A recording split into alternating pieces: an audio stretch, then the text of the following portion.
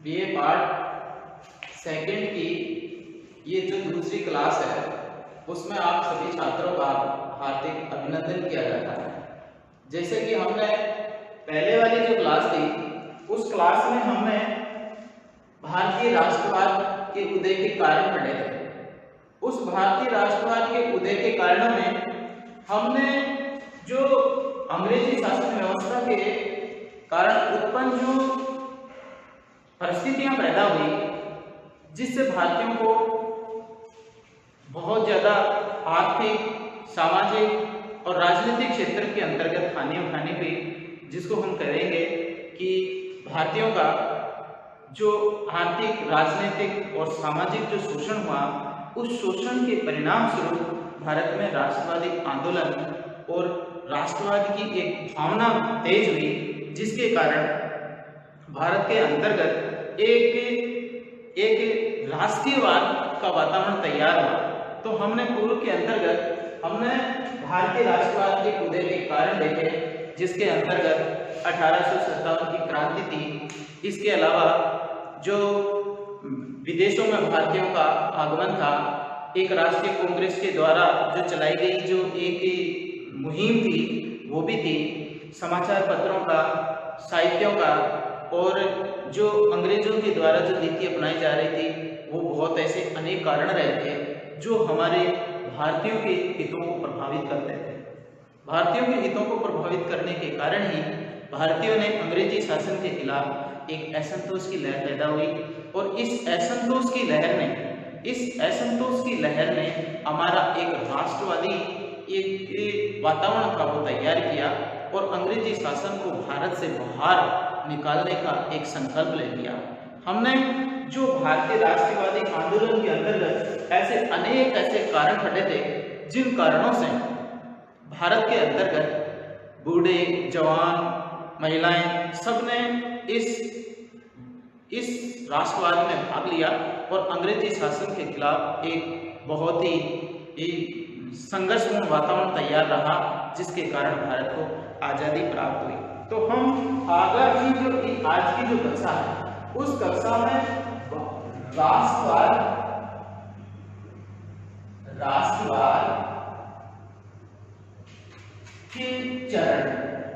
राष्ट्रवाद के चरण का बिंदु पढ़ रहे हैं। पहले हमने जो बिंदु पढ़ा था वो बिंदु था भारतीय राष्ट्रवाद के उदय के कारण, और अब हम पढ़ रहे हैं भारतीय राष्ट्रवाद के चरण।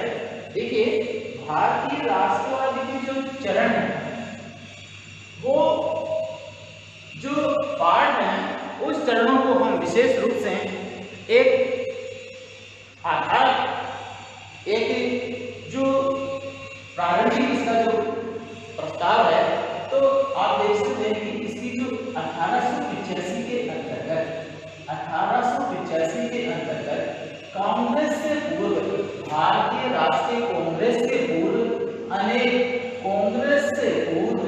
अनेक ऐसी संस्थाएं बनी जो एक राष्ट्रीय संस्थाएं के रूप में काम नहीं कर रही थी, जिसके अंतर्गत हम विशेष रूप से ये देखें कि भारत के अंतर्गत जैसे ब्रिटिश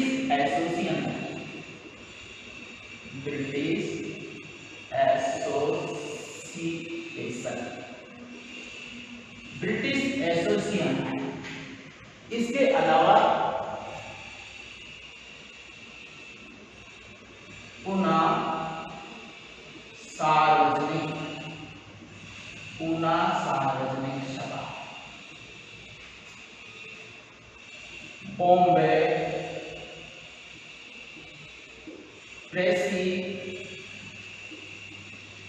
प्रेसिडेंसी, ये 1885 से पहले की संस्थाएं हैं, लेकिन इन्होंने इन संस्थाओं ने पहले भारत का राष्ट्रीय नेतृत्व नहीं किया है, और राष्ट्रीय नेतृत्व नहीं करने के कारण भारत के अंतर्गत एक योजनाबद्ध तरीके से कार्य नहीं हो पाया। अब जब इस संस्थाओं के बाद में भारत के अंतर्गत जो 1885 में एक राष्ट्रीय संस्था था, एक कांग्रेस की एक राष्ट्रीय संस्था का क्या बना है, एक राष्ट्रीय संस्था का क्या किया गया है, गठन कर दिया गया। तो राष्ट्रीय हितों के बारे में आवाज उठाने का जो काम था वो कांग्रेस का बन गया। इसलिए 1885 से लेकर 1885 से 1947 तक के काल को अगर हम पढ़ें, 1885 से लेकर 1947 के काल को पढ़ें तो हम एक अर्थ में तो उसको हम क्या कह रहे हैं, भारतीय राष्ट्रवाद, और दूसरे आधार पर हम उसे कह रहे हैं कांग्रेस का इतिहास। इसलिए कांग्रेस के इतिहास को पढ़ रहे हैं, वही हम भारतीय राष्ट्रवाद का क्या कर रहे हैं, अध्ययन कर रहे हैं। तो भारतीय जो राष्ट्रवाद है, उस भारतीय राष्ट्रवाद का जो आरंभ है वो 1885 से लेकर 1947 तक भारतीय राष्ट्रवाद का जो समय है वो 1885 से लेकर 1947 तक चला। और इसको अध्ययन की दृष्टि से इस समय को हम 3 भागों में बांटते हैं। इसको कितने भागों में बांट रहे हैं, 3 भागों में बांटते हैं। और 3 भागों में बांटने से हम सबसे पहले इसका जो पहला भाग है जो 1885 से लेकर 1905 तक चला, ये उदारवादियों का काल था। 1885 से लेकर 1905 तक का जो काल चला उसको हम उदारवादियों का काल कहते हैं। इसको हम दूसरे शब्दों में नरमपंथी, दूसरे शब्दों में क्या कहेंगे, नरमपंथी विचारधारा वाले राष्ट्रवादी कहेंगे। और दूसरे नंबर पर जो होगा उसका 1906 से लेकर 1919 तक का काल, ये काल होगा उग्रवादियों का युग। उग्रवादियों का युग, इसको हम गर्मपंथी विचारधारा के नाम से, इसको हम कौन सी विचारधारा से, गर्मपंथी विचारधारा के नाम से जानेंगे।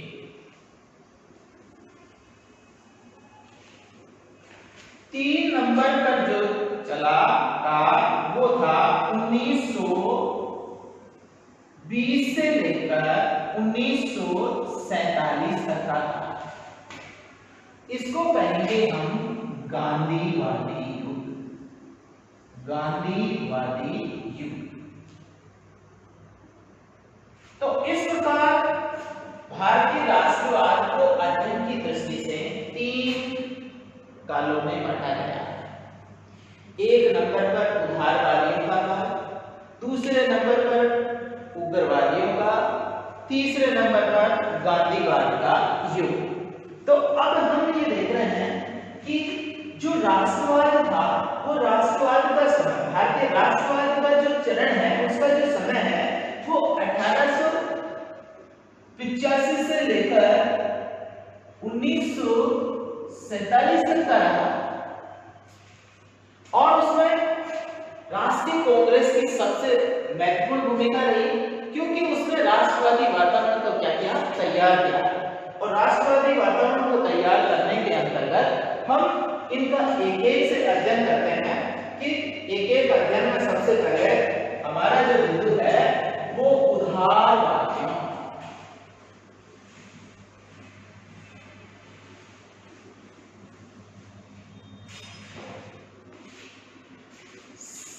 सबसे पहले वाला जो बिंदु है वो है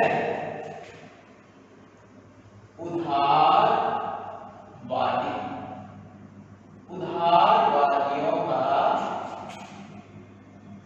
काल।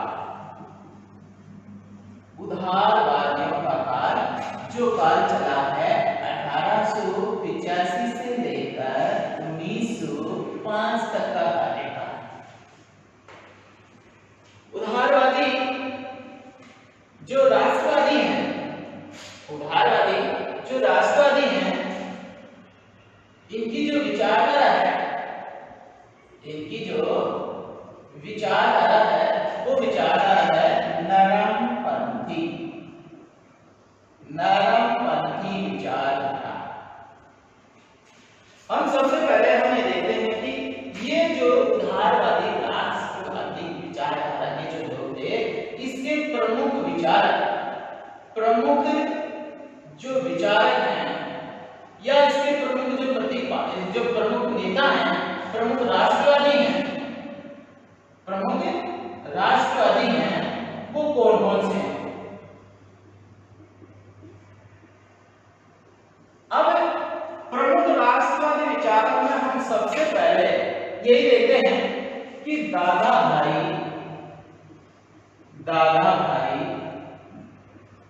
नौरोजी, जो उदारवादियों के शिरोमणि नेता, इसको उदारवादियों का शिरोमणि नेता के नाम से जाना जाता है, शिरोमणि नेता के नाम से जाना जाता है। सबसे वयोवृद्ध सदस्य हैं, सबसे वयोवृद्ध सदस्य।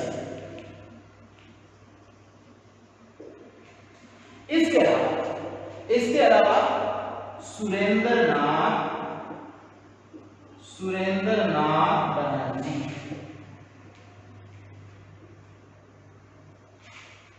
फिरोज शाह मेहता, दीन शाह वाचा और स्वयं जो राष्ट्रीय कांग्रेस के जो जो संस्थापक हैं,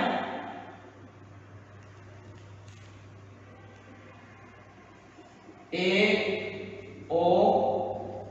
हुयूम, ये खुद भी उदारवादी नेता।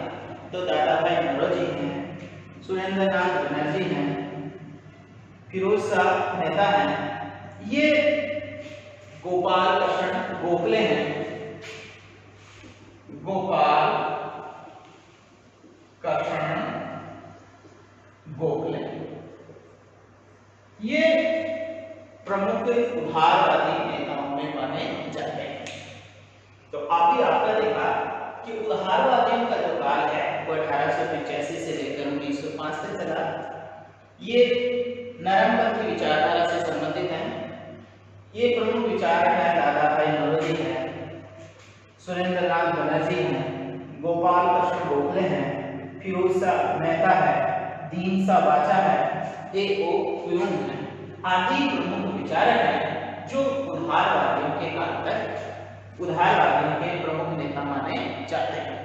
अब सबसे पहले हम देखेंगे कि ये जो प्रमुख जो विचारक हैं, ध्यान देना, ये जो प्रमुख विचारक हैं उनका जो सिद्धांत है, इनके जो प्रमुख सिद्धांत हैं, वो जो कार्य है वो क्या है? उदारवादी जिन्होंने क्या किया है कि 28 दिसंबर 1885 के अंदर जो अखिल भारतीय राष्ट्रीय कांग्रेस की स्थापना हुई, अखिल भारतीय राष्ट्रीय कांग्रेस की स्थापना हुई और इसके जो संस्थापक हैं A.O. हुयूम और इस समय के अंतर्गत जो यहाँ का जो गवर्नर जनरल है, गवर्नर जनरल वो क्या है? Lord Dufferin. जैसा कि हम पहले राष्ट्रवाद के उदय के कारणों में से अच्छी तरह से समझ चुके हैं। तो ये जो समय है उस समय के अंतर्गत एक प्रकार की जो संस्थान था, तो इस संस्थान के द्वारा ये जो प्रमुख विचारक हैं, इस संस्था के माध्यम से, इस संस्था के राष्ट्रीय संस्था के माध्यम से अंग्रेजी शासन को, अंग्रेजी शासन तक भारतीय हितों की मांगे, भारतीय हितों की मांगों को वहां तक पहुंचाने का काम करते हैं। तो भारतीय हितों की मांगों को अंग्रेजी शासन तक, यहां तक इसके सुप्रीमो तक पहुंचाने का ये क्या कर रहे हैं, काम कर रहे हैं। और इसके लिए उन्होंने जो तरीका अपनाया वो तरीका बड़ा ही नरम था, बड़ा ही क्या था, नरम था, जिसको हम क्या कहते हैं, उदार तरीका, बड़ा लचीला तरीका ये था, जिसके अंतर्गत विशेष रूप से जैसे क्या क्या, याचना, जैसे क्या करना है, याचना करना है? और इसके अलावा स्मृति पत्र, प्रार्थना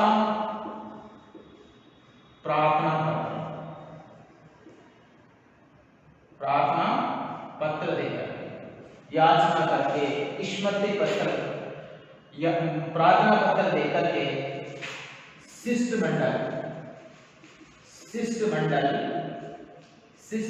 भेज करके समाचार पत्रों के माध्यम से हमको क्या करना, अपनी मांगों को, भारतीय हितों की मांगों को अंग्रेजों तक पहुंचाने का महत्वपूर्ण कार्य किया करते थे।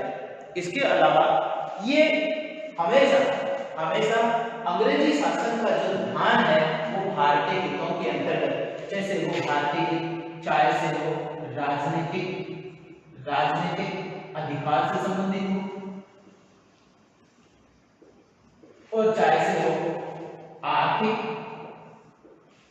आर्थिक हितों से संबंधित हो, ऐसे ही अंग्रेजी शासन तक पहुंचाने का काम इन नेताओं के द्वारा किया जाता था।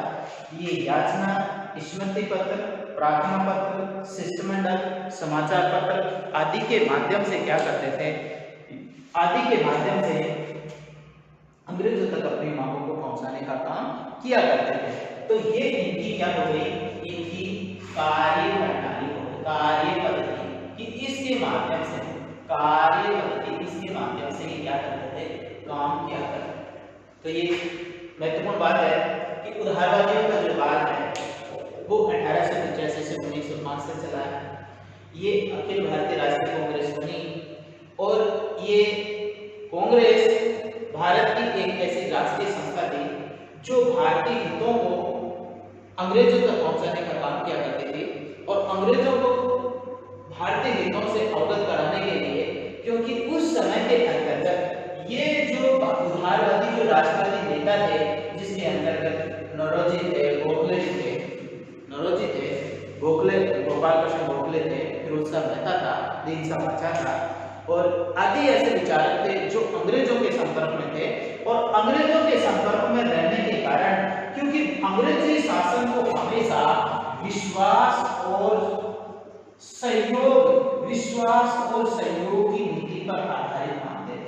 उनका मानना था कि अंग्रेजों के द्वारा ही भारतीयों का क्या हो सकता है, उद्धार हो सकता है, भारतीयों का भी कल्याण हो सकता है, क्योंकि अंग्रेज एक बहुत ही न्यायप्रिय जाति है, और उनके द्वारा भारतीयों को भी क्या किया जा सकता है, पूर्णतः स्वतंत्रता और लोकतांत्रिक मूल्यों की स्थापना की जा सकती है। उसके बाद में हम देखते हैं कि इन्होंने क्या क्या मांग रहे थे। ये तो माध्यम हो गया, इसके माध्यम से तो इन्होंने क्या कर लिया, अपनी मांगे रखने का जो तरीका था, ये तरीका अपना लिया। अब उन्होंने क्या मांग रखी,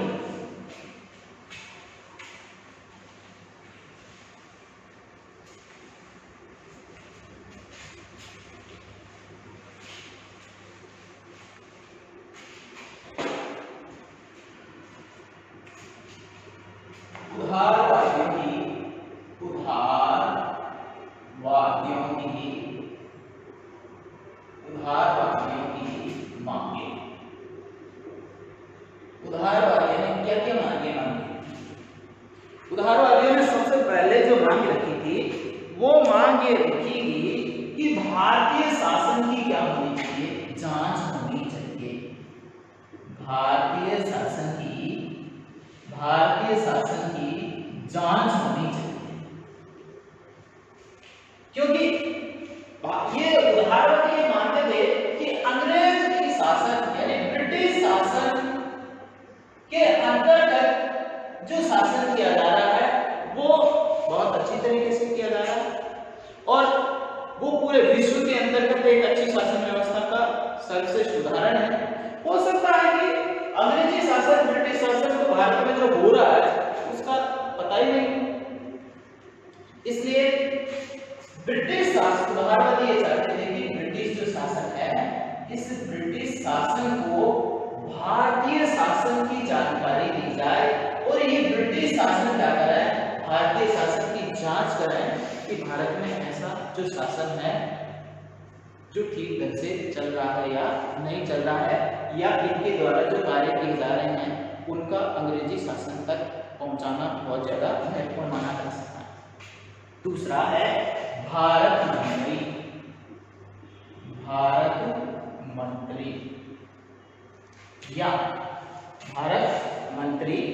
या भारतीय परिषद, भारत परिषद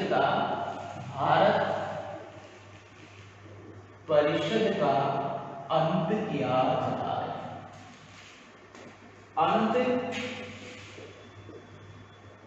अंत किया जाए।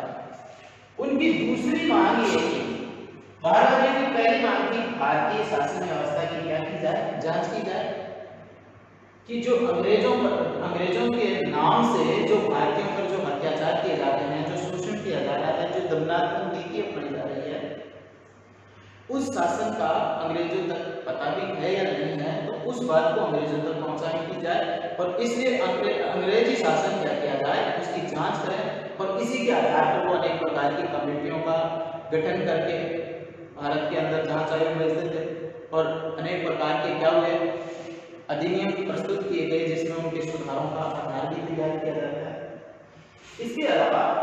इसके अलावा 2 नंबर पर भारत मंत्री और भारत परिषद का अंत किया जाए कि भारत में सीधा कंपनी का शासन, पहले क्या था 1857 से पहले भारत मंत्री और भारत परिषद के द्वारा क्या किया जा रहा है, शासन किया जा रहा है कि पहले तो क्या थी कंपनी, ईस्ट इंडिया कंपनी थी और ईस्ट इंडिया कंपनी क्या किया जा रहा है, भारत के मंत्री को नियुक्त किया जा रहा है, भारत में मंत्री और परिषद का निर्माण कर रही है और ये परिषद ये क्या कर रही है, मंत्री और परिषद क्या कर रही है,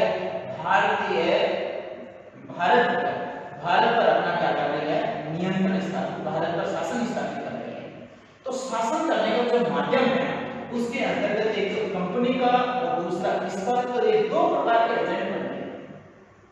इसलिए उदारवादियों ने ये मांग किया गया कि ये कंपनी के शासन को और ये जो भारत मंत्री और परिषद है उसका अंत कर दिया जाए और भारत पर शासन करने पर सीधा ब्रिटिश शासन का नियंत्रण स्थापित किया जाए, जिससे क्या किया जाए कि ये जो बीच के अंतर्गत जो क्या किया जा रहा है, जो भारत की जो अंग्रेजों की जो प्रवृत्तियां हैं, वास्तविक स्थितियां हैं, उसको भारतीयों को लाभ नहीं पहुंचाने दिया जा रहा है, इसलिए इनको क्या किया जाए, हटाने की पैरवी की गई। 3 नंबर पर है कि विधान मंडल व परिषदों में भारतीय सदस्यों की संख्या बढ़ाई जाए। इनकी जो तीसरी मांग थी, 1 नंबर पर मांग इन्होंने ये रखी, 2 नंबर पर ये रखी, 3 नंबर पर ये और चौथी मांग इन्होंने जो तीसरी जो मांग रखी है कि भारतीयों को जो लक्ष्य रखा गया है, ये शुरू के अंतर्गत जो कांग्रेस एक राष्ट्रीय जो संस्थान बन गई थी, उस कांग्रेस ने ये लक्ष्य रखा कि राजनीतिक स्वशासन प्राप्त किया जाए। इन्होंने क्या किया है, अंग्रेजों से राजनीतिक स्वशासन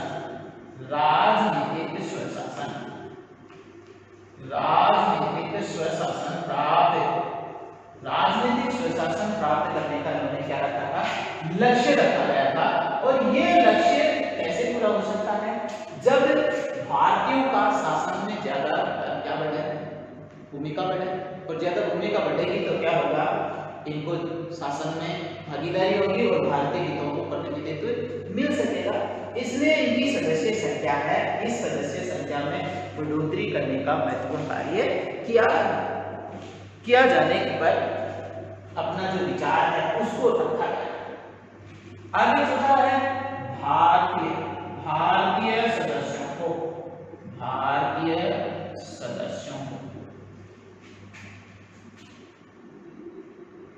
उच्च पदों पर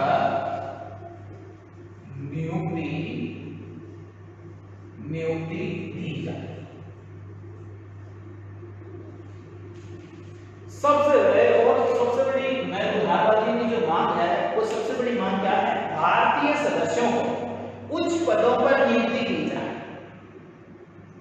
इसका मतलब यह है कि पहले जो अंग्रेजी शासन व्यवस्था, जो कांग्रेस ने जो मुद्दा उठाया राष्ट्रवाद से पहले, तो भारत के अंतर्गत जो राजनीति है, ध्यान देना, एक तो राजनीतिक पद है, इसके अलावा सैनिक है। इस राजनीतिक और सैनिकों में इनको उच्च पद नहीं दिया गया, और उच्च पद न देने के कारण राजनीति में, प्रशासन में, राजनीति में, सेना में इनको उच्च पद देने के कारण भारतीय ऐत होते थे और भारतीयों का शोषण होता था। और जब आवाज उठाई जाती थी, उस आवाज का अंग्रेज क्या किया करते थे, उसका विरोध किया जाता था। उसकी सबसे बड़ी वजह यही मानी जाती है कि भारतीयों को उच्च पदों पर नियुक्त नहीं किया जाता था, और उच्च पदों पर नियुक्त न करने के कारण भारतीय अपने हितों का प्रतिनिधित्व नहीं कर पाते थे। इसलिए उदारवादियों ने सबसे महत्वपूर्ण बड़ी मांग ये रखी थी कि भारतीय सदस्यों को उच्च पदों पर उनकी योग्यता और क्षमता के अनुसार क्या किया जाए, नियुक्त कर दिया जाए।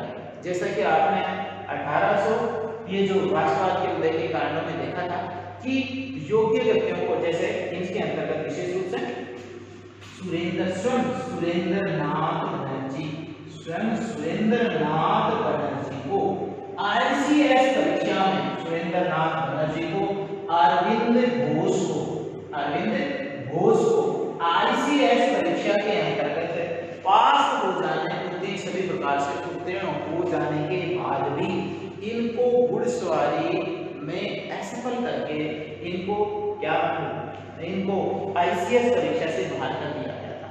तो इस प्रकार अंग्रेज भारतीयों को क्या नहीं करते थे, उच्च पदों पर नियुक्त नहीं करते थे, और उच्च पदों पर नियुक्त न करने के कारण भारतीयों के अंतर्गत अंग्रेजों के प्रति जो असंतोष थी, इस असंतोष के कारण इनको राष्ट्रवादी भावना को ज्यादा से ज्यादा असंतोष फैला, और इसी के कारण उदारवादियों ने इनकी मांगों को आगे रखा। आगे है इंग्लैंड से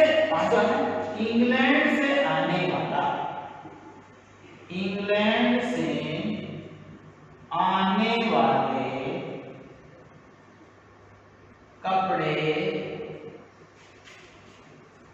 कपड़े पर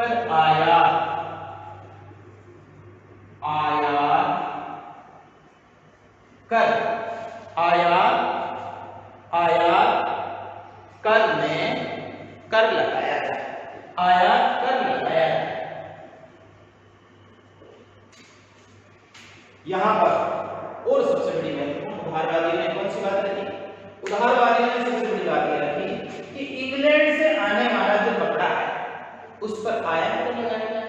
भारत से कच्चा माल ले लिया जाता है, और ले जाने के बाद उन पर क्या किया जाता है, जो कपड़ा है उस कपड़े पर जो टैक्स है वो जाने पर जो टैक्स लिया जाता है, और लाने पर जो टैक्स नहीं लिया जाता है, जिसका सबसे ज्यादा भारतीयों को क्या उठाना पड़ता है, नुकसान उठाना पड़ता है। और इसी वजह से भारतीयों ने क्या किया है, इसका विरोध किया है।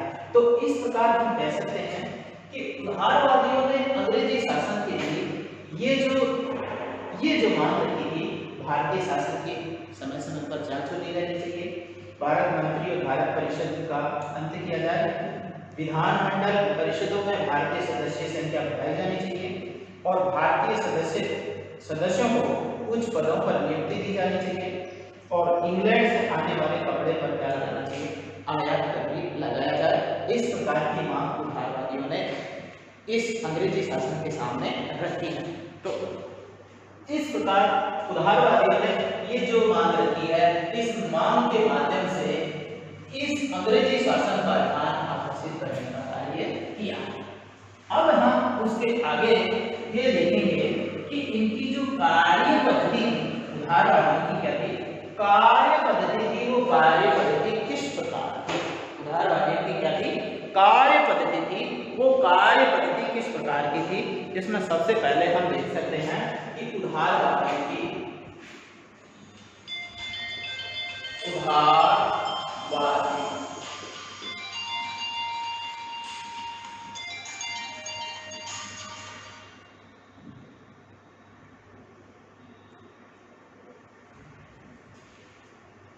उदारवादियों की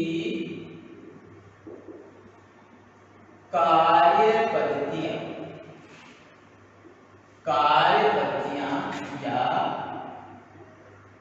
विचारधारा।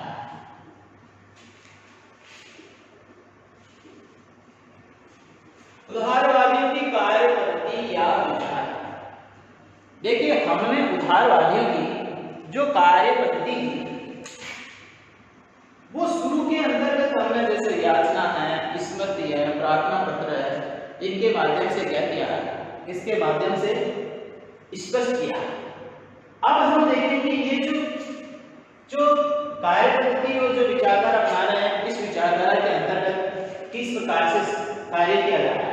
तो इसमें सबसे महत्वपूर्ण बात यह थी कि ब्रिटिश सरकार से पहले है ब्रिटिश सरकार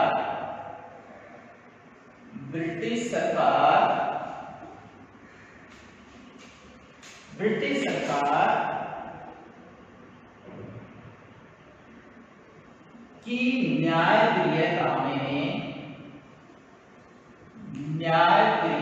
में अटूट विश्वास।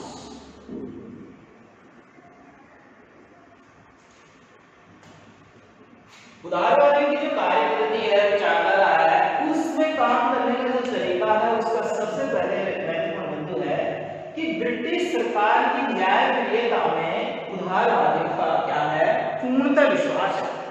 और पूर्णतः विश्वास क्यों है?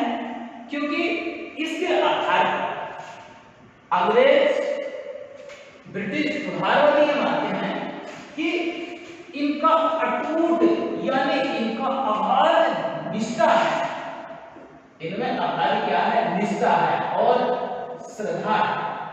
निष्ठा और श्रद्धा, और निष्ठा और श्रद्धा होने के कारण ये जो अंग्रेजी शासन व्यवस्था है वो पूरी तरह से क्या है, निष्ठावान, अंग्रेजी शासन के प्रति निष्ठावान बने हुए हैं। और इस निष्ठावान होने की सबसे बड़ी वजह क्या मानी जाती है कि जैसे दादा भाई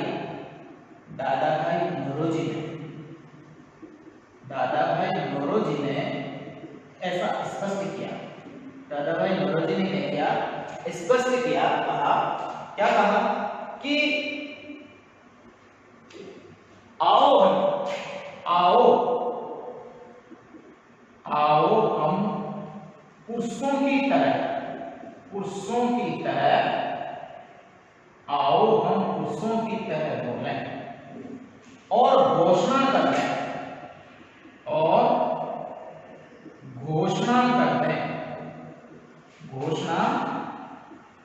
कर दें कि हम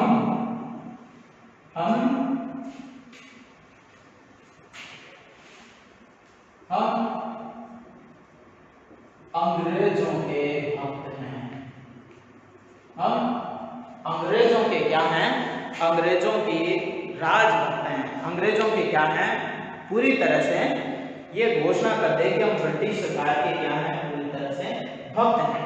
तो इन्होंने एक पूरी तरह से जो न्यायप्रियता विश्वास है, इस न्यायप्रियता के विश्वास के आधार पर कार्य किया है। तो ध्यान दें कि ब्रिटिश सरकार की न्यायप्रियता में जो अटूट विश्वास है, और अटूट विश्वास का कारण यह है कि अंग्रेजी शासन एक ऐसा शासन है जो पूरी धरती पर शासन कर रहा है, और पूरी धरती पर जो शासन कर रहा है, तो इसका मतलब है कि उनके अंदर वास्तव में कोई ऐसी महान दिव्यता है, सत्यता है, जिसके कारण वो पूरी पृथ्वी पर, पूरे देशों पर अपना उपनिवेश स्थापित कर रखे हैं। एनी बेसेंट ने भी क्या कहा है? एनी बेसेंट ने भी कहा है कि ब्रिटिश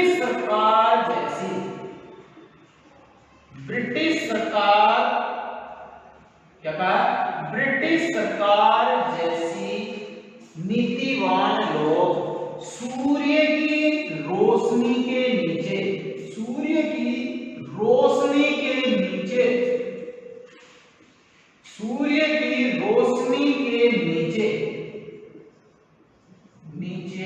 नहीं रहते हैं। सूर्य की रोशनी के नीचे ही ऐसे लोग नहीं रहते हैं जैसे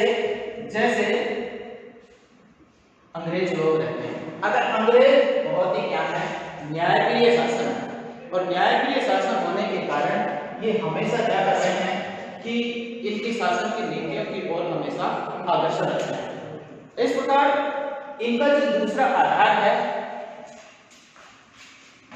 ब्रिटिश राजभक्ति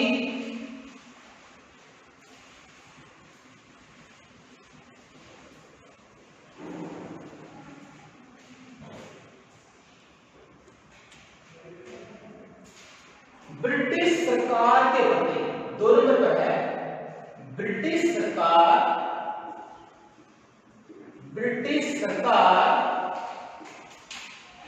के प्रति राजभक्ति। देखिए, उदारवादी नेता अंग्रेजी शासन के प्रति बहुत ही ज्यादा समर्पित थे, और समर्पित होने की वजह यह थी कि ये अंग्रेजी शासन के प्रति बहुत ही ज्यादा महत्वपूर्ण विश्वास रखते थे।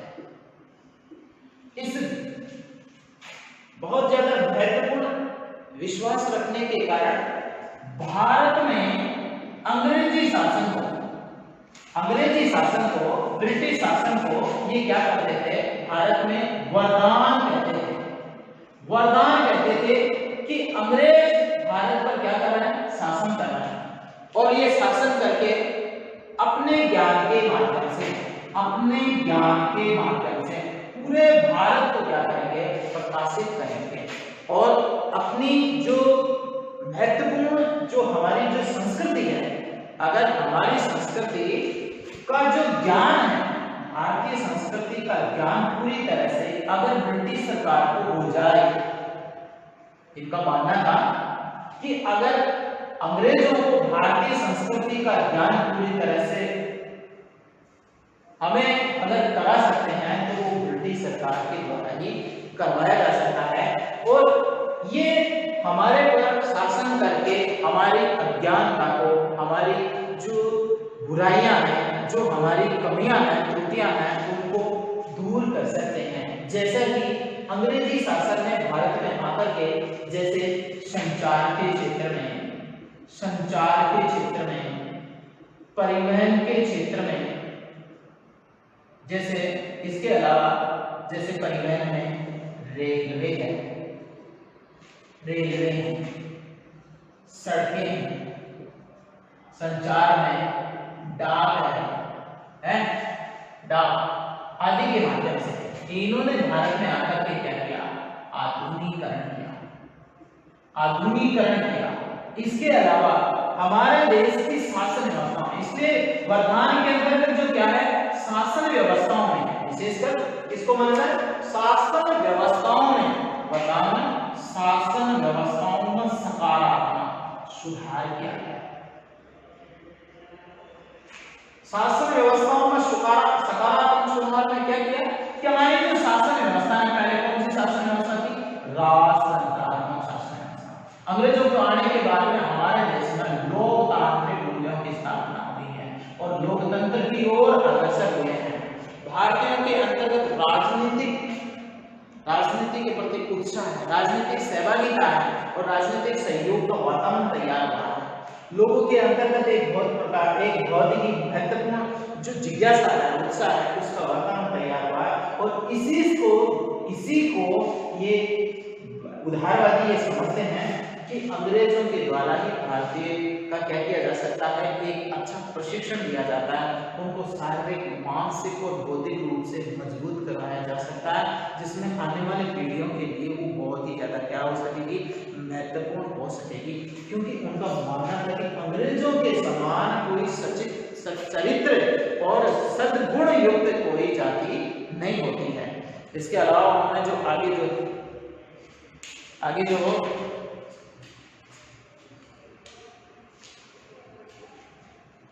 3 नंबर पर जो बात रही, उन्होंने जो नीति अपनाने का कारण क्या है? क्रमिक सुधार पर है। 3 नंबर पर क्या है? क्रमिक सुधार पर बल।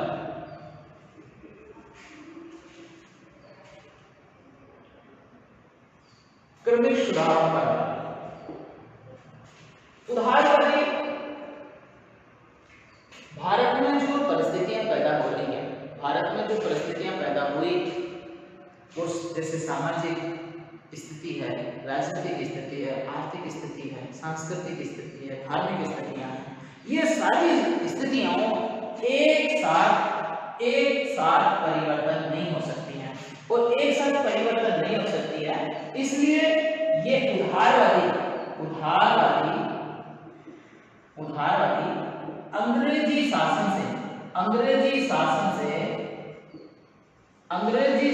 से क्रमिक शासन, अंग्रेजी शासन से सुधारात्मक क्रमिक जो सुधार है उन पर विश्वास रखते हैं। उन पर विश्वास रखने का सबसे बड़ा माध्यम ये था कि अंग्रेजी शासन धीरे धीरे भारत के अंतर्गत क्या करेगी, सुधारात्मक रवैया अपना सकती है। तो उदारवादी में जैसे उदाहरण के लिए कि जैसे गोपाल कृष्ण गोखले हैं, दादा भाई नौरोजी हैं, इन विशेषकर ये ब्रिटेन के अंतर्गत अंग्रेजी शिक्षा में पूरी तरह से पढ़े लिखे हैं। ये अंग्रेजों की भावनाओं को पूरी तरह से जानते हैं, समझते हैं और इसी के कारण वो चाहते हैं कि भारत में भी ब्रिटेन जैसी स्थितियां पैदा हो जाएं और ब्रिटेन जैसी स्थितियां पैदा होने के लिए अंग्रेजों के विश्वास को प्राप्त करके इस प्रकार की नीतियों को क्या किया जा सकता है, लागू किया जा सकता है और उनकी लागू करने के लिए क्या किया जाए कि ये क्रमिक सुधारों का धीरे धीरे ये सिस्टमेटिक लेट्स करके, तो जैसे हम अगर राजनीतिक व्यवस्था के अंतर्गत देखें तो जैसे 1892 का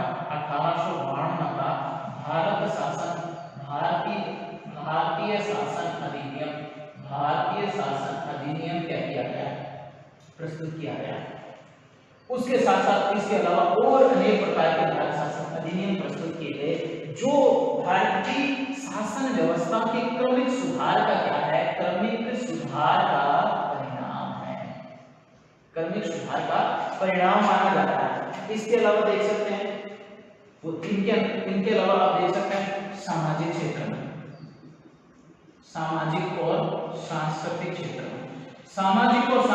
क्षेत्र में जो फैली हुई जो कुरीतियां हैं, बुराइयां हैं, अंधविश्वास हैं, इन अंधविश्वासों को अनेक प्रकार की अधिनियमों के माध्यम से इनको दूर किया गया।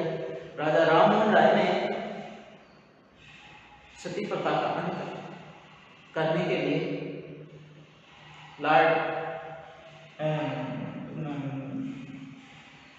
अंग्रेजी शासन का सहयोग लेकर के लॉर्ड विलियम बेंटिक के द्वारा सती प्रथा पर कानून बनाया गया। इसके अलावा जो पशु बलि थी, महिलाओं के साथ में जो होने वाले अत्याचार थे, धर्म सुधार थे, ऐसे अनेक प्रकार के, चाहे सामाजिक क्षेत्र में हो, चाहे आर्थिक क्षेत्र में हो, चाहे सांस्कृतिक क्षेत्र में हो, चाहे राजनीतिक क्षेत्र में, सभी क्षेत्रों के अंतर्गत कह दिया गया है। एक क्रमिक सुधारों पर बल दिया गया। और आप देख सकते हैं कितने 1892 से लेकर के 1947 तक जो अधिनियम प्रस्तुत किए गए थे, ये अधिनियम हमारी राजनीतिक व्यवस्था के सुधारों का ही क्या है, परिणाम है। और इसी के कारण भारत के अंदर जो लोकतंत्रात्मक संसदात्मक शासन प्रणाली की जो स्थापना हुई है, उस स्थापना के माध्यम से एक भारत को एक नई एक राजनीतिक परिवेश देखने को मिला है। और ये परिवेश क्रमिक सुधारों के परिणाम के माध्यम से ही हुआ है। इसके बाद में हम देखेंगे कि इनका जो मूल लक्ष्य था, आप समझ रहे होंगे कि क्रमिक सुधारों पर बल का मतलब है उदारवादी अंग्रेजी शासन के विश्वास और सहयोग के माध्यम से क्या करना चाहते हैं, ब्रिटेन जैसी स्थितियों को भारत में लागू करना चाहते हैं। और इसको लागू करने के लिए वो हमारे देश में सुधारात्मक रवैया अपनाते हैं। और सुधारात्मक रवैया अपनाने के लिए क्रमिक सुधारों पर बल दे रहे हैं। धीरे धीरे एक एक करके क्या किया जा सकता है, परिवर्तन किया जा सकता है। और ये परिवर्तन एक दिन हमारी सभी प्रकार की कमजोरियों को दूर करके हमारी शासन व्यवस्था की क्या करेगी, स्थापना करेगी। इसके अलावा 4 नंबर पर उन्होंने ये कहा है उदारवादियों का लक्ष्य। उदारवादियों का जो सबसे महत्वपूर्ण लक्ष्य था,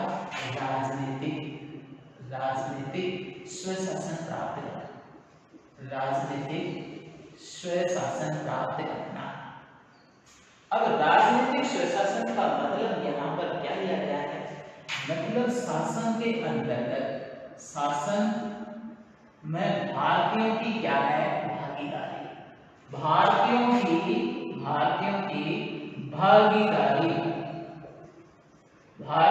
भागीदारी होना, शासन में भारतीयों की भागीदारी, जिससे ये हो सके कि भारतीयों के द्वारा स्वशासन का मतलब सीधा सा मतलब क्या है कि शासन अपने ही लोगों के द्वारा संचालित किया जाए। और इस राजनीतिक स्वशासन के लक्ष्य को प्राप्त करने के लिए उन्होंने हमेशा एक क्रमिक तरीके से धीरे धीरे उनको विश्वास में लेकर के उसके आधार पर अपनी भागीदारी को सुनिश्चित किया। और स्वशासन की ओर ये जो चरण है वो एक प्रकार का एक आधारभूमि, एक पृष्ठभूमि तैयार करने में अपनी महत्वपूर्ण भूमिका निभाई है। तो हम ये कह सकते हैं कि ये शासन का जो लक्ष्य है, सबसे पहले स्वशासन का जो लक्ष्य है वो सबसे पहले जो लक्ष्य रखा गया था वो दादा सुरेंद्रनाथ बनर्जी ने सबसे पहले राजनीतिक स्वशासन की बात की गई।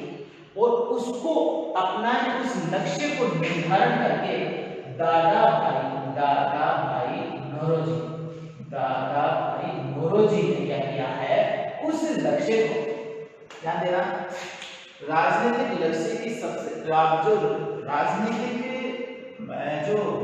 राष्ट्रवादियों का जो लक्ष्य था राजनीतिक स्वशासन, उस राजनीतिक स्वशासन की सबसे पहली बार जो बात की है सुरेंद्रनाथ बनर्जी ने किया है। और उसको लक्ष्य के अंतर्गत अपनाने का काम दादा भाई नौरोजी ने कलकत्ता अधिवेशन के अंतर्गत किया था।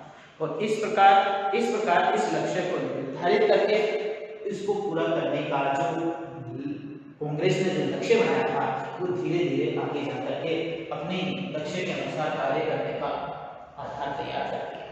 उसके बाद में है संवैधानिक साधनों में विश्वास।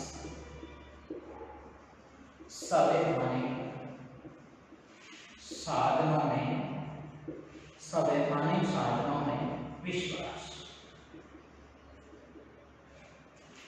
उदारवादियों ने जो कार्य पद्धति विचारधारा के अंतर्गत जो बनाया है वो संवैधानिक साधनों में विश्वास है कि वो जो भी तरीका अपनाएंगे वो जो कम तरीका अपनाएंगे, वो सारा का सारा जो तरीका होगा वो वैधानिक तरीका होगा। वैधानिक तरीका होगा। वो वैधानिक तरीके के अंतर्गत विशेष रूप से उनकी जो मांग है, वैधानिक तरीका है, उनकी जो मांग है वो जैसे राजनीतिक अधिकारों की जो मांग है, उनकी जो राजनीतिक या प्रशासनिक अधिकारों की जो मांग है, उन अधिकारों की मांग के लिए वो क्या क्या नीति अपनाएंगे। जैसे उदाहरण के लिए जैसे प्रार्थना पत्र,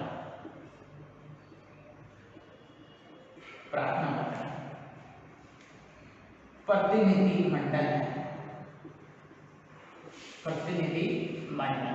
जिसको हम शिष्टमंडल की, जिसको हम किसके नाम से संबोधित करेंगे, शिष्टमंडल के नाम से भी कह सकते हैं। तो प्रार्थना पत्र राजनीतिक अधिकारों की मांग करने के लिए प्रतिनिधि मंडल बनाएंगे, शिष्टमंडल अपनाएंगे, याचना और इसके अलावा जो संवैधानिक तरीका होगा, समाचार पत्रों के माध्यम से उनके से अपनी मांगों को उनके तक पहुंचाना है।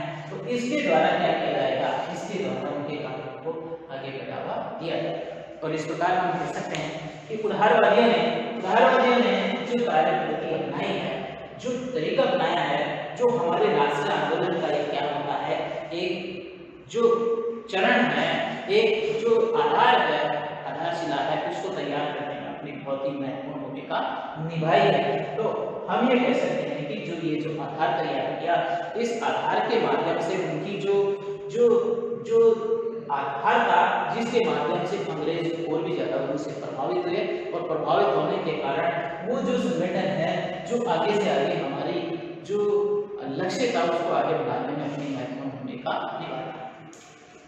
इसके आगे हम देखेंगे, हमने उदारवादियों का जो काम उसको पढ़ा, अब हम देखते हैं उसका मूल्यांकन।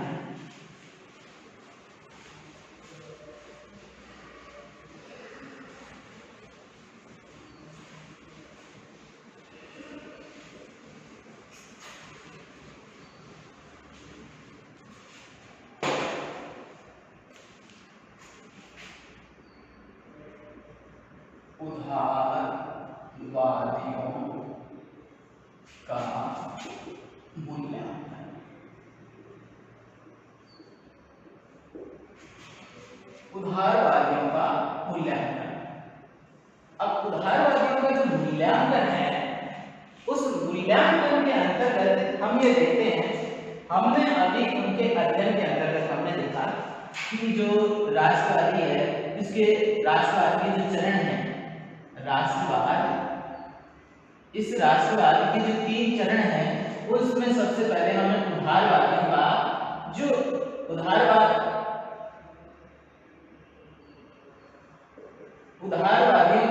क्या क्या देखा हमने। शुरू में हमने देखा इसके जो प्रमुख नेता हैं, उनके बारे में पढ़ा। उसके बाद में हमने पढ़ा उनकी प्रमुख मांगे।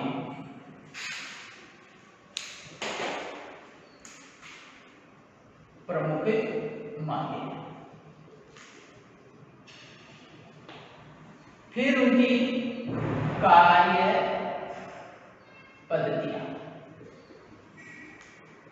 कार्यपद्धति काम करने का जो तरीका है वो देखा, और फिर प्रमुख मांगे ये हमने पढ़ा। हमने उदारवादी का कार्य देखा, प्रमुख नेता हैं, प्रमुख मांगे हैं और उनकी कार्य पद्धतियां हैं। अब इसके बाद में हम इनका संपूर्ण अध्ययन करने के बाद में उनका मूल्यांकन करते हैं, और मूल्यांकन के अंतर्गत 2 चीजें देखी जाती हैं। एक तो अच्छाई, एक तो क्या है गुण, और दूसरा क्या है दोष। 1 नंबर पर हम देख सकेंगे गुण, और 2 नंबर पर हम क्या देखेंगे, दोष देखेंगे। तो देखिए, अगर गुण को हम ये कहें कि उदारवादियों का भारतीय राजनीति में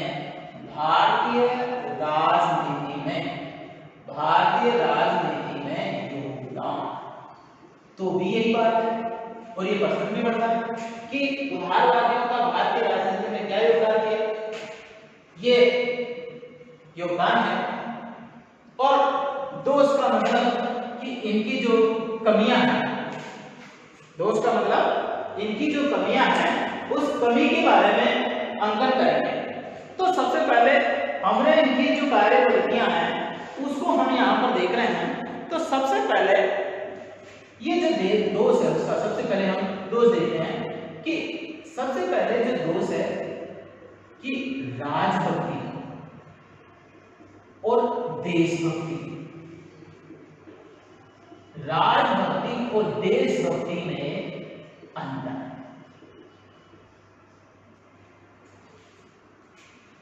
उदारवादियों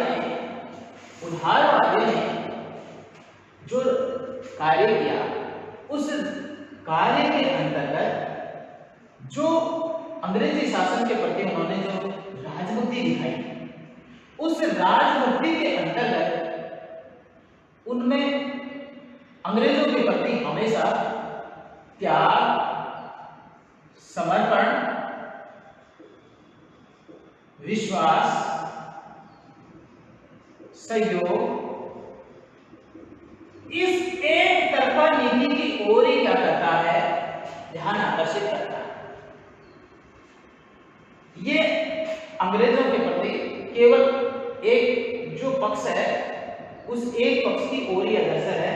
और जहां पर राजभक्ति होती है वहां पर केवल उनके प्रति ही पूरी तरह से क्या होना, समर्पित होना है। और देशभक्ति शब्द है वो अलग है। जहां राजभक्ति और देशभक्ति है वो एक ही सिक्के के दो पहलू नहीं हो सकते हैं, क्योंकि ये एक दूसरे के क्या है, उल्टे हैं। देशभक्ति के अंतर्गत जो राष्ट्रवादी जो भावना है, राष्ट्रवादी जो भावना है वो केवल अपने भारतीय हितों को ध्यान में रख करके ही क्या किया जा रहा है, ध्यान में रख करके ही कार्य किया जा रहा है। राजभक्ति के अंतर्गत अगर उदारवादियों को उनकी मांगों को पूरी तरह से क्या कर दिया जाए, मना भी कर दिया जाए, मना कर दिया जाए कि अंग्रेज हमारी मांगों को नहीं मानेंगे, तो भी कुछ करने के लिए तैयार नहीं है। जबकि देशभक्ति के अंतर्गत जो राष्ट्रवादी जो आंदोलन हुआ, उस राष्ट्रवादी आंदोलन के अंतर्गत यहाँ हमारे जो नव युवक हैं वो इस कांग्रेस की जो उदारवादी सरकार की जो नीति है उस पूरे भारत में जो शोषण, अत्याचार और उत्पीड़न का जो वातावरण बना, उत्पीड़न का जो क्या बना वातावरण बना, उसका कारण ही क्या मानते हैं, उदारवादियों के राज, इस उदारवादियों की इस प्रकार की अपनाई गई तरीके को मानते हैं। उनका मानना है कि अगर शुरू के अंतर्गत अंग्रेजों ने जो हमारा शोषण किया, अत्याचार किया, उत्पीड़न किया, तो उसके अंतर्गत अगर उसका शुरू में ही इस प्रकार का विरोध किया जाता तो अंग्रेज लोग इस प्रकार के कार्य को क्या नहीं करते, ज्यादा से ज्यादा उत्पीड़न का काम नहीं करते, शोषण का काम नहीं करते।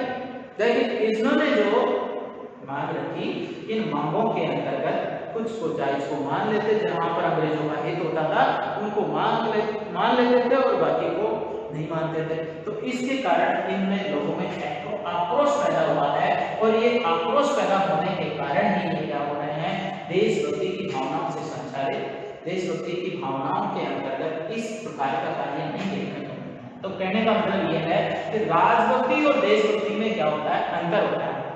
ये शासन के प्रति निष्ठा है, ये देश के प्रति निष्ठा है। और ये देश के प्रति किसी अहित को बर्दाश्त नहीं कर सकते, ये शासन के प्रति, अंग्रेजी शासन के खिलाफ अहित को बर्दाश्त नहीं कर सकते। इसलिए इन दोनों के बीच में अंतर है। और देशभक्ति और राजभक्ति एक दूसरे के पूरक नहीं है। तो इसी आधार पर इसकी क्या की जा रही है, आलोचना की जा रही है। तो राजभक्ति और देशभक्ति के अंदर, इसीलिए ये जो काम, ये जो नीति अपनाते थे राजभक्ति की, अंग्रेजी शासन को जो वरदान मानते थे, इस अंग्रेजी शासन को वरदान मानने के कारण ये जो आलोचक हैं वो इनको राजनीतिक भिक्षावृत्ति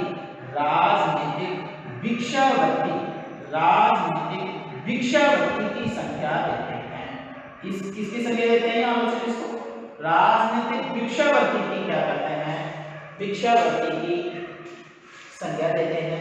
क्योंकि ये जो भी काम करते हैं वो अंग्रेजों से मांग करके, एक भिखारी की तरह मांग करके क्या करते हैं, उनकी इच्छा पर निर्भर है कि भारतीयों का हित पूरा हो या नहीं हो। तो इसके अंतर्गत अंतर है।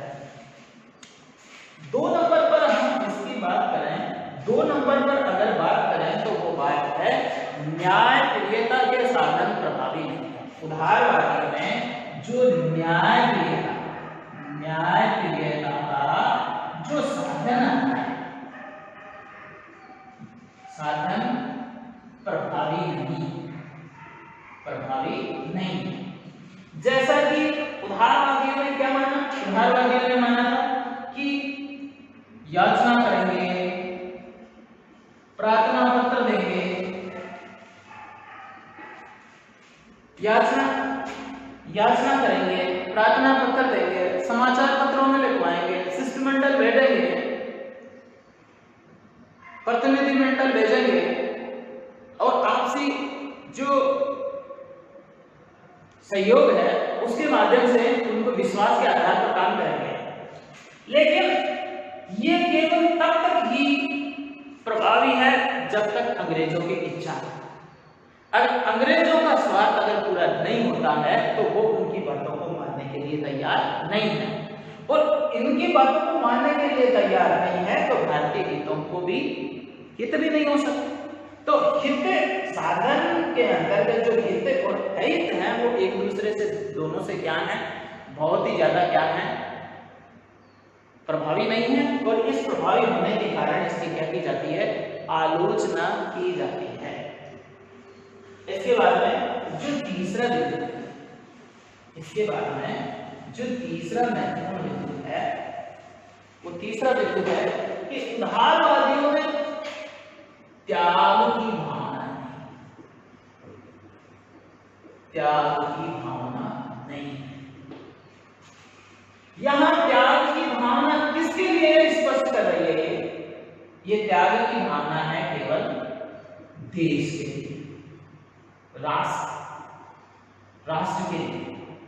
क्योंकि राष्ट्रवादी जो भावना होगी तभी जाकर के, जो भावना उदारवादियों की किसमें है, ब्रिटिश सरकार में। ब्रिटिश सरकार में जो क्या है, त्याग की भावना है, वो त्याग की भावना 2 जगह नहीं हो सकती। वो 2 जगह नहीं होने के कारण इसकी क्या की जा रही है, आलोचना की जा रही है। और इसलिए उदारवादियों की क्या की जा रही है, ये कमी है कि इन्होंने क्या किया है, देश के प्रति त्याग करना चाहिए, राष्ट्र के प्रति। हालांकि उनके एक प्रकार से आलोचना, हम केवल आलोचना का बिंदु देख रहे हैं, और आलोचना के बिंदु के अंतर्गत ये है कि वो राष्ट्र की जो कुछ ऐसी महत्वपूर्ण, जो जहां पर जैसे अन्याय शोषण का जो वातावरण है, अन्याय और शोषण के अंतर्गत देखिए, हम यहाँ पर देखें कर्जन और लिटन की नीति, कर्जन और लिटन की नीति, और कर्जन और लिटन की नीति के माध्यम से, कर्जन और लिटन में जो दमनात्मक नीति है, कौन सी दमनात्मक नीति, इस दमनात्मक नीति के माध्यम से हमारे देश के अंतर्गत जो देश का विभाजन होना, जो बंगाल का विभाजन हुआ था, जो धर्म और संस्कृति के आधार पर जो क्या होती आलोचनाएं होती, उस आधार पर हम क्या कर रहे हैं, यहाँ पर त्याग की भावना देश के प्रति होनी चाहिए या अंग्रेजों के शासन के प्रति। इसके अलावा जो प्लेग, महामारियां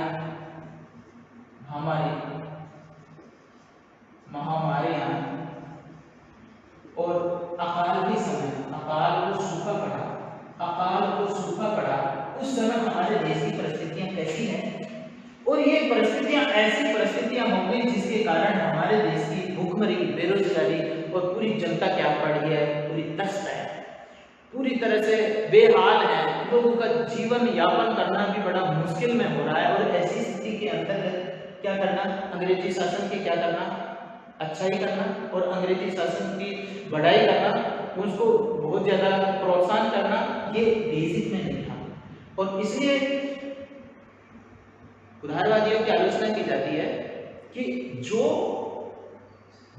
काम अंग्रेजी शासन व्यवस्था ने अपने शान शौकत में और ऐसो आराम में जो पैसे कमाए, जो धन खर्च किया, जो राजशाही जीवन जिया, उससे तो लाखों करोड़ों लोगों के जीवन को क्या किया जा सकता है, सुधारा जा सकता था, व्यवस्थाएं की जा सकती थी, उन्हें बचाया जा सकता था। लेकिन उस समय के अंतर्गत अंग्रेजी शासन ने इन पर किसी प्रकार का ध्यान नहीं दिया। मजदूर वर्ग है, किसान वर्ग है, बहुत त्राही त्राही हो रही है, और ऐसी स्थिति के अंतर्गत उदारवादी अंग्रेजों की प्रशंसा के गुणगान करने जा रहे हैं, तो ये एक प्रकार का आलोचना का सबसे बड़ा आधार तैयार करती है, और इसी के कारण उदारवादियों की आलोचना का आधार तैयार होता है। तो हमने देखा कि इसकी आलोचना होने के कारण कोई एक न होकर के अनेक कारण थे, जिनमें हमने देखा कि ब्रिटिश राजनीति की ओर अग्रसर होना, त्याग की भावना नहीं होना, और साथ के अंतर्गत जो न्यायक्रिया का जो साधन थे वो भी ज़्यादा प्रभावी नहीं थे। तो हम इसके आगे के जो बिंदु में देख रहे हैं कि इसका जो गुण है वो गुण है भारतीय राजनीति में योगदान। तो देखिए, अब यहाँ तो हमने क्या देखा, दोष, और यहाँ हम क्या देख रहे हैं, गुण। देखिए, किसी जो उदारवादियों ने जो कार्य किया वो कार्य अचानक या फिर उसके सकारात्मक प्रभाव भी थे और नकारात्मक प्रभाव भी थे। उसके सकारात्मक प्रभाव के अंतर्गत हम सबसे पहले देखते हैं कि भारतीय राष्ट्रवाद का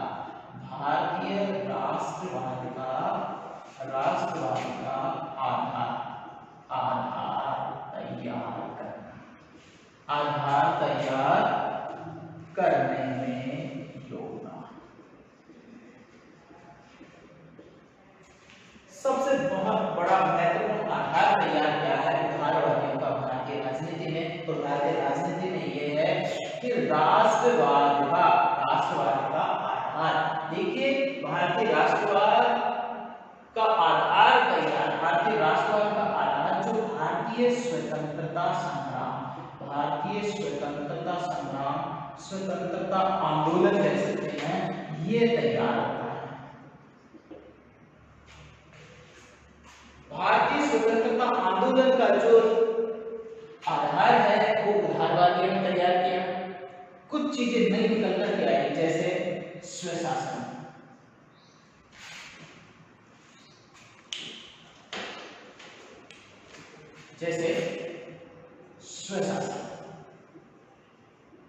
स्वशासन, समानता, स्वतंत्रता। अंग्रेजी शासन अब दूसरे शासन से तुलना, शासन से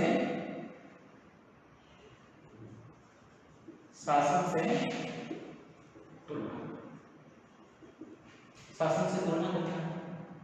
अब ये भारतीयों के अंतर्गत जो अंग्रेजी शासन ने एक तो भारतीय लोगों की बातों को अंग्रेजी शासन तक पहुंचाना, ये सबसे बड़ी महत्वपूर्ण बात है। और फिर अंग्रेजी शासन उसको मानते हैं या नहीं मानते हैं, या उनके द्वारा किस प्रकार की प्रतिक्रिया आती है, उस बात को यहाँ उनकी नीति को समझना, यहाँ ये बात बड़ी महत्वपूर्ण है। और दूसरी बात महत्वपूर्ण है, इस प्रकार की पृष्ठभूमि के लिए क्या करना, कार्य करना। तीसरे नंबर की बात यह है कि भारतीय स्वतंत्रता आंदोलन के अंतर्गत जो जन आंदोलन के रूप में जो पृष्ठभूमि तैयार की, मतलब हमारे देश के नागरिकों को स्वतंत्रता के लिए इतना ज्यादा प्रोत्साहित करना, और प्रोत्साहित करके उनको क्या करना, एक आजादी के लिए संघर्ष की प्रेरणा देने का काम उदारवादियों ने किया। इसलिए भारतीय राजनीति के अंतर्गत उदारवादियों का सबसे पहला काम यह था कि हम राष्ट्रीय कांग्रेस ने एक स्वतंत्रता आंदोलन के लिए एक जन आंदोलन तैयार कर दिया, और इस जन आंदोलन के माध्यम से भारत के अंतर्गत जो आजादी थी, उस आजादी के प्रति तीव्र लालसा बढ़ गई, और अनेक प्रकार के जो क्रांतिकारी थे, क्रांतिकारियों का भी क्या हुआ, प्रादुर्भाव हुआ, और इस प्रकार ये अपना ज्यादा महत्वपूर्ण योगदान दे रही है। तो सबसे बड़ा महत्वपूर्ण आधार तैयार ये होता है कि भारतीय राष्ट्रवाद का आधार तैयार करने में जो योगदान दिया है, जिससे भारतीय स्वतंत्रता आंदोलन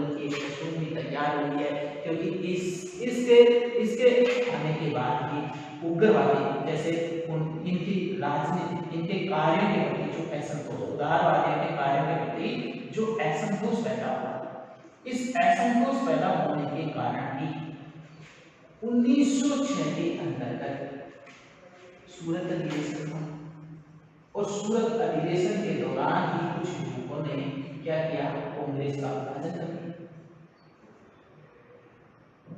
1907 सूरत अधिवेशन, तो उसके अंतर्गत एक गर्म दल, एक नरम दल और एक गरम दल, नरम दल और गरम दल बने।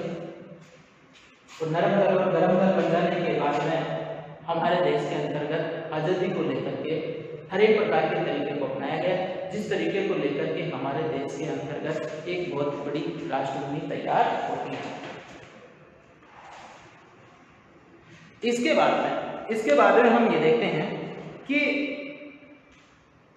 पहला तो हमने ये देखा कि भारतीय राष्ट्रवादी का आधार तैयार करती है।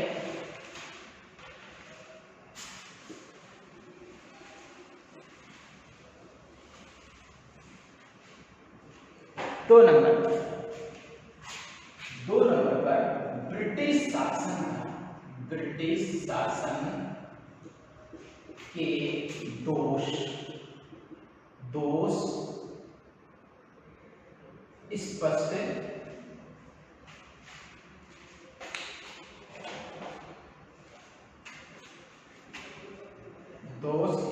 करना। देखिए, उदारवादियों का दूसरा सबसे बड़ा महत्वपूर्ण कारण है कि एक जो राष्ट्रीय कांग्रेस बनी और कांग्रेस का भी पहला जो चरण है वो कौन सा चरण है, उदारवादियों का। जो पहला जो चरण है उस चरण में क्या किया है, अंग्रेजी शासन के दोषों को स्पष्ट करने का काम किया है। और अगर ये दोषों को स्पष्ट करते और अंग्रेज माने या नहीं माने, लेकिन इसको लेकर के फिर भारतीय जो समाज है, भारत में इसकी क्या होना, प्रतिक्रिया होना। सबसे बड़ी महत्वपूर्ण बात यह है कि अंग्रेजी शासन कर रहा है और शासन के संचालन के अंतर्गत कुछ कमियां भी हैं और कुछ अच्छाइयां भी हैं और कुछ बुराइयां भी हैं।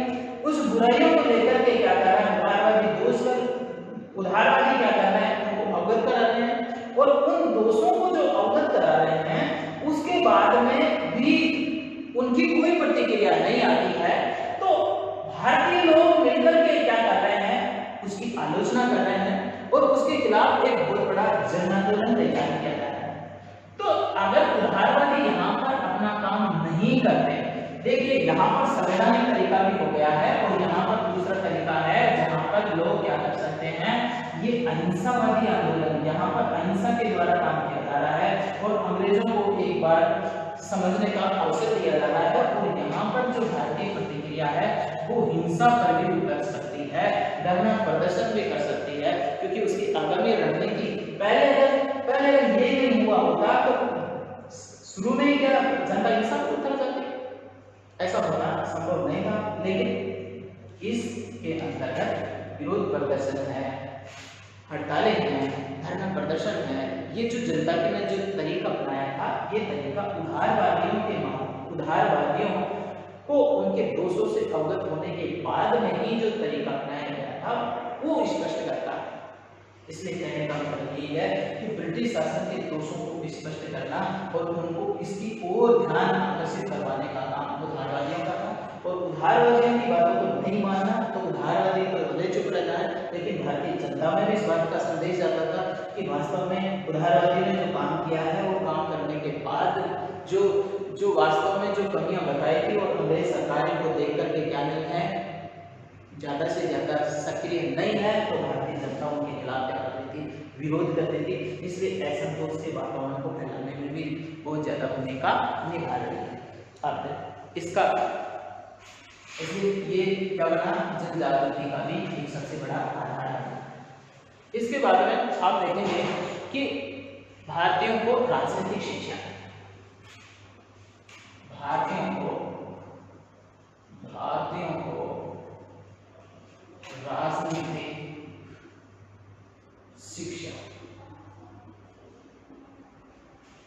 उदारवादियों ने सबसे महत्वपूर्ण जो काम किया है वो सबसे बड़ा महत्वपूर्ण काम क्या काम है कि उदारवादी ही एक ऐसा माध्यम था जो अंग्रेजी शासन को संवैधानिक तरीके से क्रमिक विकास से काम करने के लिए क्या कर रहा है, प्रेरित तो कर रहा है, लेकिन उसके साथ साथ में उनको काम करने के लिए राजनीतिक शिक्षा का अवसर भी प्रदान कर रहा है।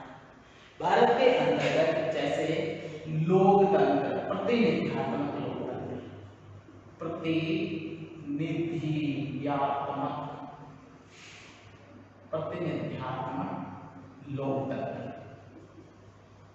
प्रतिनिधित्वात्मक लोकतंत्र का आधार बना और प्रतिनिधित्वात्मक लोकतंत्र के साथ साथ में भारत में अंग्रेजी शासन व्यवस्था के साथ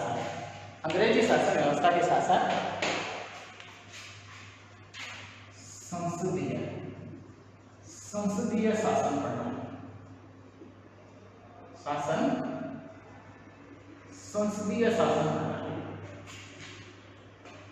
राजनीतिक शिक्षा में प्रतिनिधित्वात्मक लोकतंत्र की स्थापना हो रही है। जनता क्या कर रही है, शासन में भाग ले रही है, और अगर भाग नहीं भी दे रही है तो प्रतिक्रियाएं व्यक्त कर रही है। और उसके साथ साथ में संसदीय शासन प्रणाली की जो आधार है वो भी धीरे धीरे उसका भी प्रशिक्षण प्राप्त हो रहा है। लोग सहभागिता निभा रहे हैं, क्या कर रहे हैं, सहभागिता निभा रहे हैं।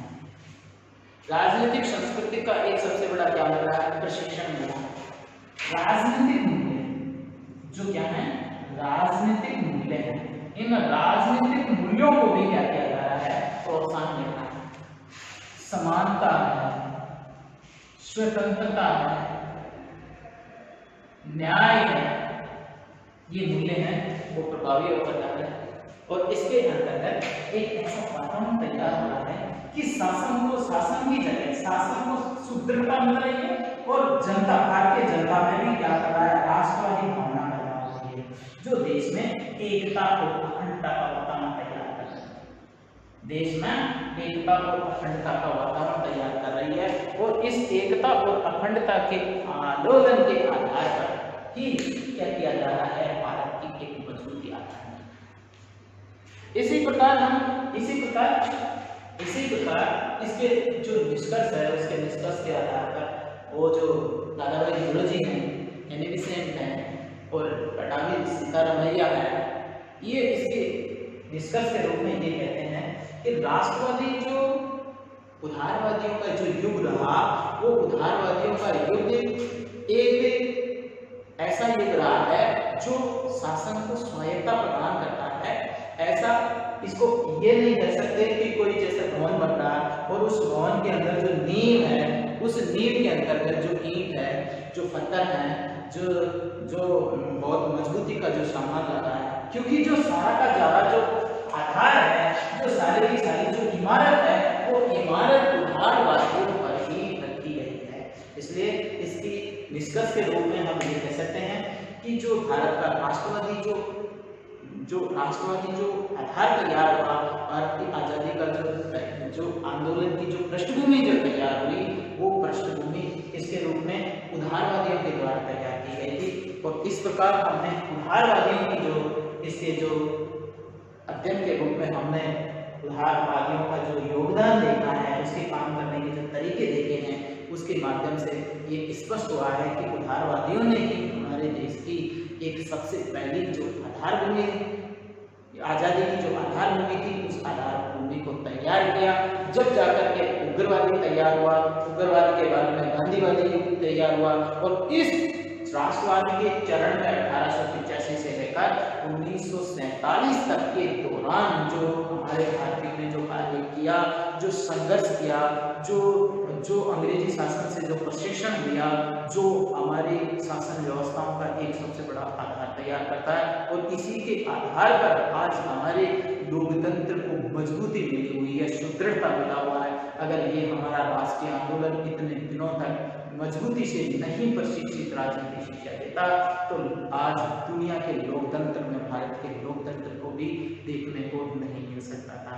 तो हम आपको इस बिंदु के माध्यम से उदारवादियों का जो योगदान पड़ा, और हम आगामी जो वीडियो है, आगामी जो हमारा जो लेसन होगा, वो उग्रवादियों का होगा कि इनमें जो क्या क्या कमियां रही थी जिसकी वजह से इनकी जो कमियां थी उन कमियों को दूर करने का काम उग्रवादियों के द्वारा किया जाएगा, जिसमें लाला लाजपत राय है, बाल गंगाधर तिलक है, विपिन चंद्र पाल है। इन्होंने मिलकर के हमारे राष्ट्रवाद को और भी ज्यादा क्या किया है, मजबूत किया है।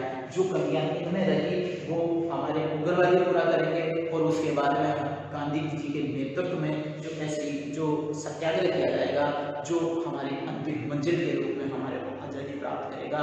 तो बने रहिए और ज़्यादा से ज़्यादा इस पूरे वीडियो को अच्छी तरह से देखें और इसको लाइक करें, सब्सक्राइब करें, जिसके माध्यम से और से ज़्यादा इसको जो काम करने में जो प्रोत्साहन मिलेगा और आपको अच्छा से अच्छा देने का प्रयत्न करेंगे। उसके लिए हम सभी बच्चों का क्या कर रहे हैं, आज शुक्रिया अदा कर रहे हैं। और कल आने वाले वीडियो के अंतर्गत हम उग्रवाद को बहुत ही सरल शब्दों में क्या करेंगे, स्पष्ट करेंगे और इसको आप अच्छी तरह से पूरा वीडियो देख करके इसको समझने की क्या करें कोशिश करेंगे। और हम अगले दिन नेक्स्ट, धन्यवाद।